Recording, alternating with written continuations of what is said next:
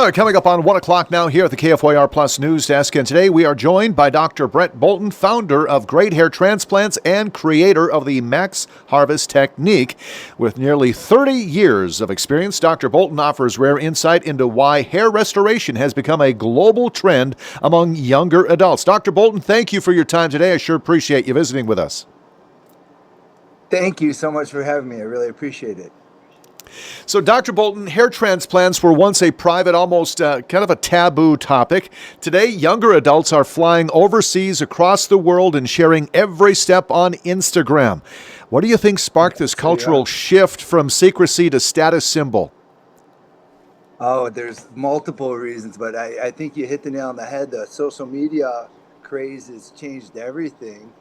With all the different influencers that are going out and having the different types of procedures done, and then showcasing every step of the way and making it look nice and simple and easy. So I think that's had a huge effect. The other big fact is all these commercials and these advertisements for the online treatments, such as Hims and Roman and these different places where you can now get all sorts of remedies for whatever you need. But for hair in particular, you're able to go online, fill out a form, and now you're able to get FDA approved treatments to help prevent future hair loss. So it's been a revolution as far as hair restoration is concerned. Do you think this openness has improved education or created some unrealistic standards? Both. What's happened is you see the best case scenarios always, and so a lot of the viral videos that are out there are the patients that are getting these spectacular results, and they're getting results quicker. And unfortunately for everybody, everybody's not a home run case. A lot of patients don't have the ingredients to get the great results. And what I mean by that is they may not have the best donor hair to use for the recipient site. Some patients might have a finer hair type. Some patients might have thinner hair. Some patients might have less density. So there's a lot of factors that go into the key ingredients in order to make one of those home run results. But there's definitely plenty of them out there if you have the right ingredients, for sure. Okay, I've had to ask, why has Turkey become the epicenter of luxury hair transplant travel? The quick, easy answer is it's very reasonably priced compared to, the way it was in the United States is to get a quality hair transplant. It's still, to this moment, it's not that easy. You have a much better chance of getting a poor result than you do of getting a good result. And so a lot of patients were paying a lot of money and they just weren't getting, the result that they were looking for. And so when this revolution came with social media and these more affordable hair transplants, everyone kind of jumped on the bandwagon. Well, I might as well try it. But unfortunately, what a lot of patients are learning is that every doctor is not created equal. Just like, we all have different skill sets, and hair transplants is not, you just don't go anywhere. The majority of the work that I do, I've been doing this now for 28 plus years, and I mostly do corrective surgery.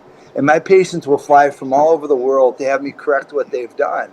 So they'll go to their local doctor, or they'll go fly out to Turkey because they believe they're going to get this great result, and then they're disappointed. They might have a very unnatural looking hairline, or they might have, very poor results as far as density is concerned, or they might have, weird irritation or scarring or something that's not the way they want it. And then now they're saying, oh boy, I have to do some real research, and then they're going to find a skilled, accredited doctor that's going to be able to get them where they want to be.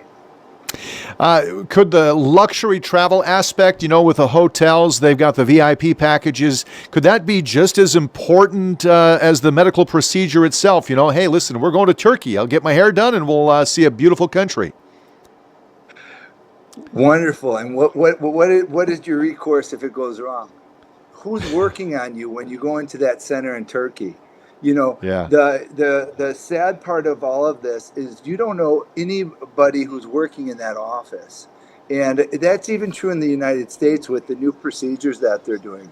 The follicular unit extraction, which is the new craze that they call it the latest, greatest, best technique, is essentially one of the oldest techniques in hair transplants. It's the reinvented plug. It's a punch biopsy where they're punching a hole out of the back of your head, but instead of it being one of those bigger grafts that we used to call the plugs, they're now calling it a follicular unit extraction. So it's a big, nice word that sounds very fancy, but it's a reinvented plug.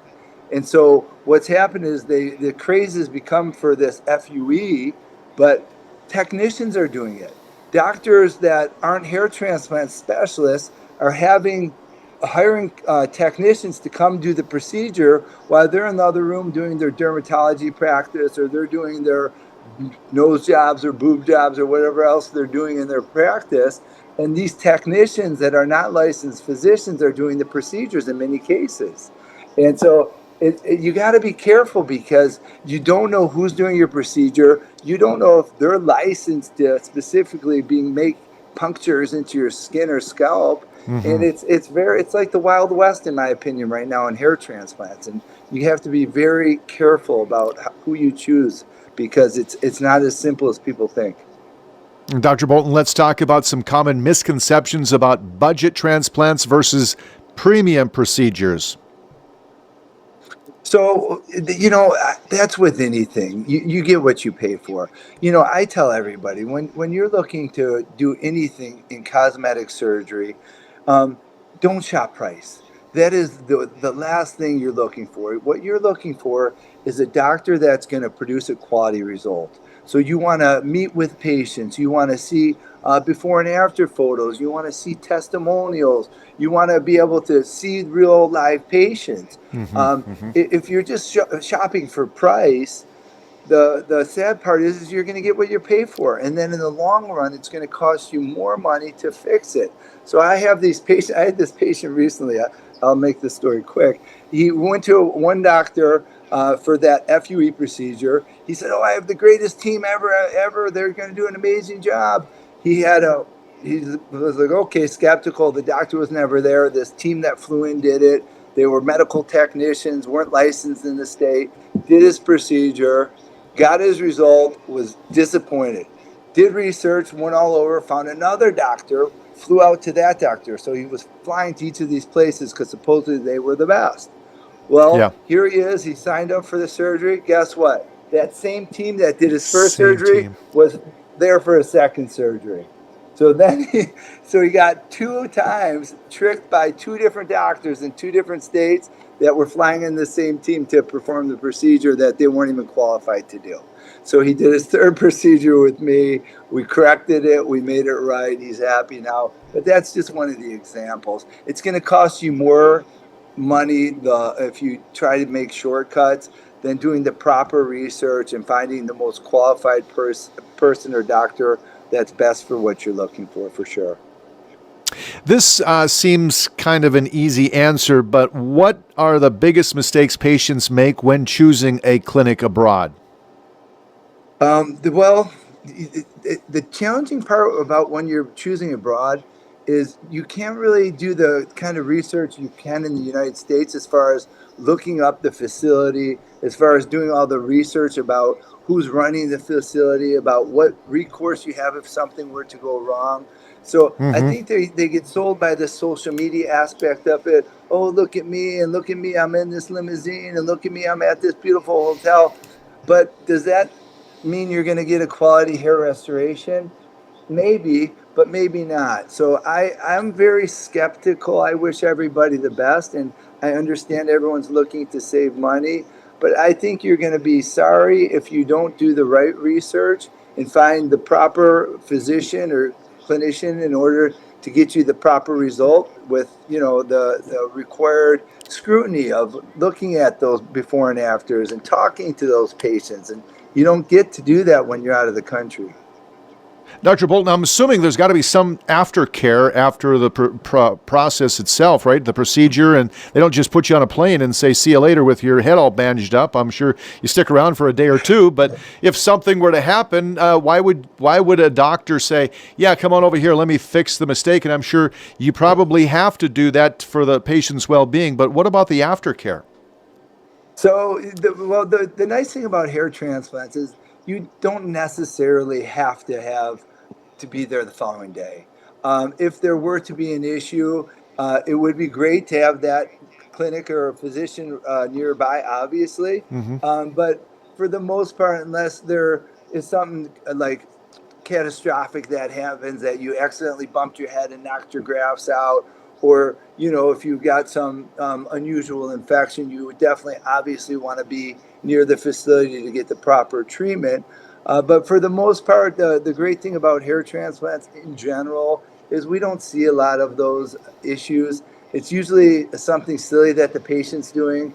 They're bumping their head, or they're getting out of the car and they knock their grafts out. And that's happened even here in the United States, obviously, with my patients. Like, I had a patient recently who was coming out of the Uber, and he hit his head and he knocked his grafts, and he called us up and we said, come right back. And, we put them all back in, and you just pray everything stays healthy. But it's the same issues they would have abroad that they would have here. But the big ones are going to be infection and accidents and things of that nature. Is that a painful process, Doc? So the quick answer is no. Everything's done under local anesthesia. We do it right here at the facility. We give you, just like when you go to the dentist, you might get a couple local anesthesia shots that help to do Hmm. local numbing of the area. Once you get those little pinches, initial pinches in, you don't really feel anything because it's all numb. And so the patient basically sits in a chair, they watch TV, they eat snacks, and it moves pretty quickly. The real discomfort comes the following evening, if they're not following their instructions.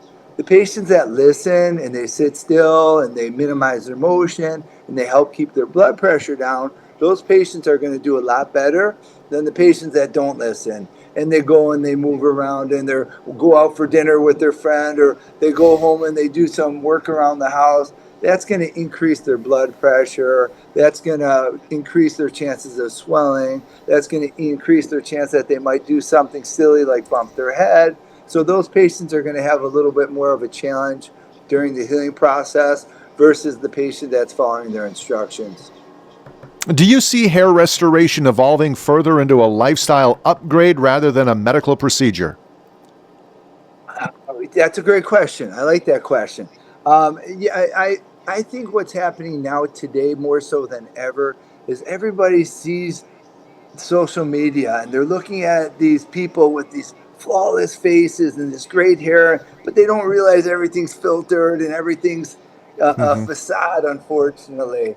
And they're striving for this perfection that truly doesn't exist. So I think it's in their mind, that's where it's heading, what you're saying. It's this luxury. But the reality is, when we do a hair transplant, we're doing it for ourselves. We're trying to change our self confidence. We're trying to feel better about ourselves. And that's what my patients say, from my young patients that are as young as 18 to my patient I had last week that it was in his late 80s. They say, I just don't feel the way I used to feel inside. When I look in the mirror, I don't feel the way I did. And I want to restore that.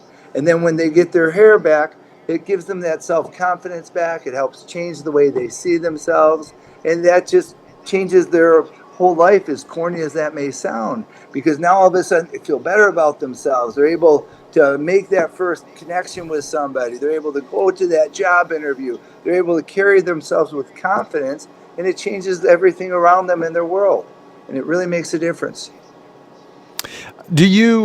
What does the future of this industry look like in the next decade, sir? Oh gosh, I love your questions. You got awesome questions. I would love to know. This whole AI has really opened Yeah. everything up, and are they going to come out with a way to stop hair loss through the DNA? And hey, we see in chromosome blah blah blah. We need to check that and fix that, and we fix your hair. Or are we going to be able to reverse the hair loss, maybe with artificial intelligence? Or are we going to use artificial intelligent robots to do our transplants? Great questions. And 10 years is a long ways away as fast as we're moving today. I mean, things can be changing in the next year or so.